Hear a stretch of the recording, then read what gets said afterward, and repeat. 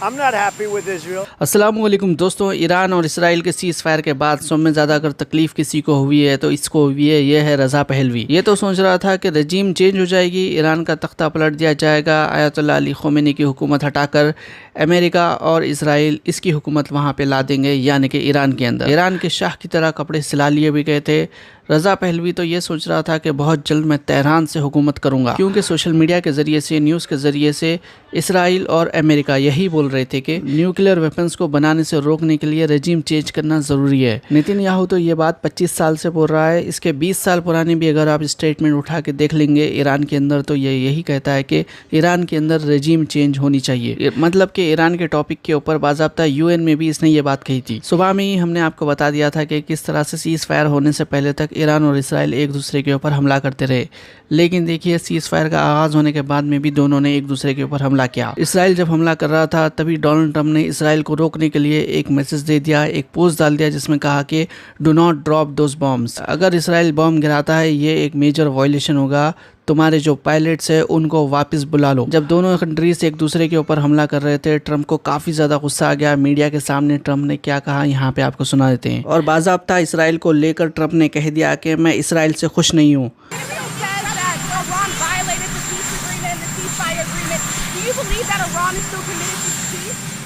Yeah, I do. They violated, but Israel violated it too. Israel, as soon as we made the deal, they came out and they dropped a load of bombs, the likes of which I've never seen before. The biggest load that we've seen. I'm not happy with Israel. You know, when I say, okay, now you have 12 hours, you don't go out in the first hour and just drop everything you have on them. So I'm not happy with them. I'm not happy with Iran either. But I'm really unhappy if Israel's going out this morning because the one rocket that didn't land, that was shot, perhaps by mistake, that didn't land.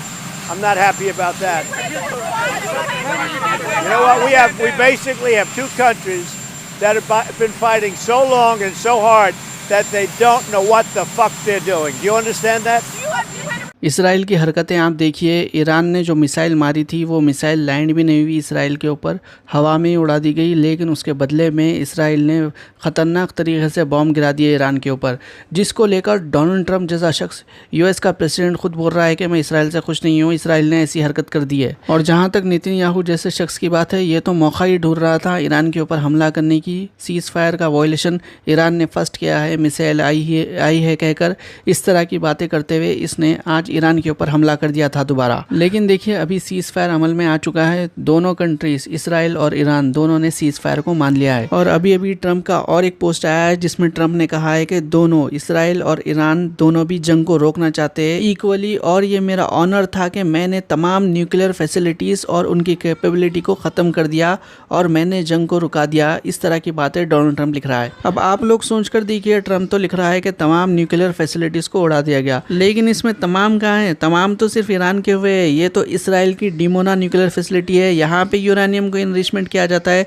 लेकिन Donald Trump इसे तो कभी नहीं रुकाता। और यहाँ पे ये लिख रहा है कि तमाम के तमाम न्यूक्लियर फैसिलिटीज़ और उनकी कैपेबिलिटी को ख़त्म कर दिया गया है। अब दरअसल देखिए इन लोगों की ये पूरी प्लानिंग थी ईरान के जो न्यूक्लियर दांत थे उसको तोड़ने के। ये खुद लोग एडवांस में बोल रहे थे कि हम लोग न्यूक्लियर फैसिलिटी पे हमला करेंगे। इन्फॉर्मेशन, सोशल मीडिया और न्यूज़ का ये लोग ख़तरनाक तरीके से इस्तेमाल करते हैं। अब देखिए कई दिन पहले से ये लोग बोल रहे थे कि फोर्डो के ऊपर हमला करेंगे, फोर्डो के ऊपर हमला करेंगे बोलते ही ईरान इस बात को लेके काफ़ी ज़्यादा फ़िक्रमंद हो गया कि यहाँ पे हमला करने वाले हैं बोल के, क्योंकि ईरान के पास भी ये न्यूज़ पहुँच चुकी थी कि ये लोग हमला करने वाले, जो कि कई दिनों से ये लोग बोल रहे थे। अब देखिए पहले से ही ये लोग कई को बोल रहे थे, ये काफ़ी ज़्यादा ट्रिकी चीज़ है। अब देखिए दूसरे यूट्यूबर्स जज्बात में ला दे के, आपको नारे लगा दे के, जोश में ला दे के लाइकां ले लेते हैं। हम वैसा नहीं करते, जो भी है फैक्ट के ऊपर बात करते और सही अपडेट्स आपको देते। तो देखिए जो लोग अभी तक चैनल को सब्सक्राइब नहीं करें उनसे गुजारिश है चैनल को सब्सक्राइब कर लीजिए। अब हम जवाब ढूंढते हैं कि ऐसा क्यों करें ये लोग। कई दिनों से सोशल मीडिया के ऊपर कहा गया कि फोर्डो के ऊपर हमला होगा, फोर्डो के ऊपर जैसे ही हमला होगा, इस तरह की बात ईरान को भी मालूम हो गई। ईरान ने यहाँ पे 16 ट्रक्स भेजे थे। इन 16 ट्रक्स के अंदर न्यूक्लियर का जितना भी यूरेनियम इनरिच हुआ था वो निकाल लिया गया और फैसिलिटी के काफ़ी सारे सामान जो इम्पोर्टेंट थे ईरान के लिए वो यहाँ से निकाल लिए गए। इसके ऊपर यूएस वाले भी नज़र रखे हुए थे, इसराइल वाले भी नज़र रखे हुए थे और दुनिया भर में लोग तो यही बोल रहे थे कि ज़बरदस्त चालाकी से पहले ही तमाम का तमाम इम्पोर्टेंट सामान निकाल लिया गया। लेकिन ये बात आपको याद रहे, इन्फॉर्मेशन सोशल मीडिया के ज़रिए से कुछ न्यूज़ फैलाई जाती है इसराइल के ज़रिए से, तो सोचिए आप कुछ ना कुछ उन लोगों का मकसद होगा। अगर सोच कर देखिए ईरान यहाँ से इम्पोर्टेंट सामान नहीं हटाता, यूरेनियम नहीं हटाता और यहाँ पे इसराइल या फिर अमेरिका हमला कर देता, इसराइल तो कैपेबल नहीं था, अमेरिका ही हमला करना पड़ता था। और अगर यहाँ पे अमेरिका हमला कर देता, यहाँ पे यूरेनियम मौजूद था, उसका रेडिएशन फैलता और अमेरिका कभी भी ये गलती नहीं करता यूरेनियम जहाँ पे मौजूद है वहाँ पे हमला करने की। बड़े ही प्लानिंग से ये लोग काम करते हैं। पहले ये इन्फॉर्मेशन फैला दी कि स्ट्राइक करने वाले हैं, यूरेनियम वहाँ से हटवाने लगा दिया गया, यानी कि इनडायरेक्टली हटवाने लगा दिया गया। सामने वाले के सामने ऐसी इन्फॉर्मेशन शेयर की गई कि आज हमला होगा, कल हमला होगा। वक्त से पहले जब तमाम का तमाम चीज़ें हटा ली गई, उसके बाद में इन लोगों ने हमला कर दिया।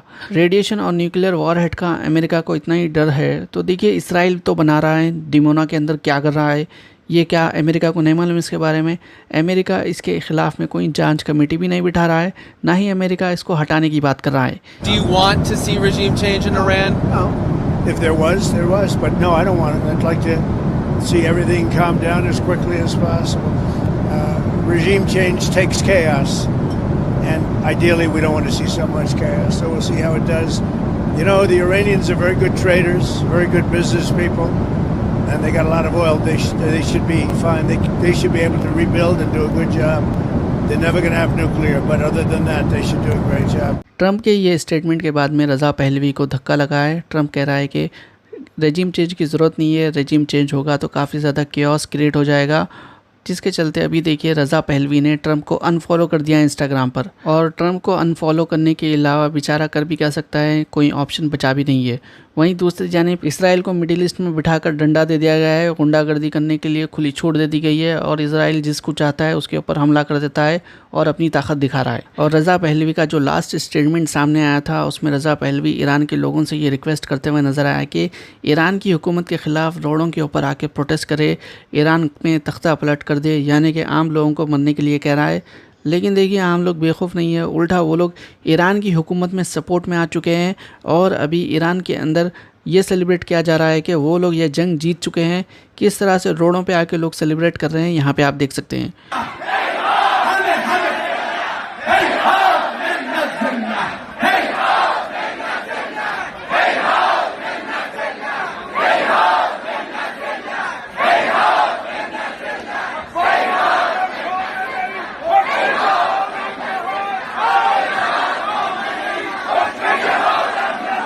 और बाज़ाब्ता ईरान की हुकूमत की जानिब से ये सेलिब्रेशंस किए जा रहे हैं और ईरान की हुकूमत का कहना है कि वो लोग ये जंग जीत चुके हैं इसराइल के साथ। तेहरान की सड़कों पे लोग किस तरह से खुशियां मनाते हुए नजर आए, इसका मंजर हमने आपको बताया। अब आगे ये देखना होगा कि इसराइल और ईरान कितने दिन तक ये सीज़फायर को होल्ड कर सकते हैं, या फिर बीच में कुछ एक दूसरे के ऊपर हमले करते हैं, या फिर ये सीज़फायर हमेशा के लिए रह जाएगा।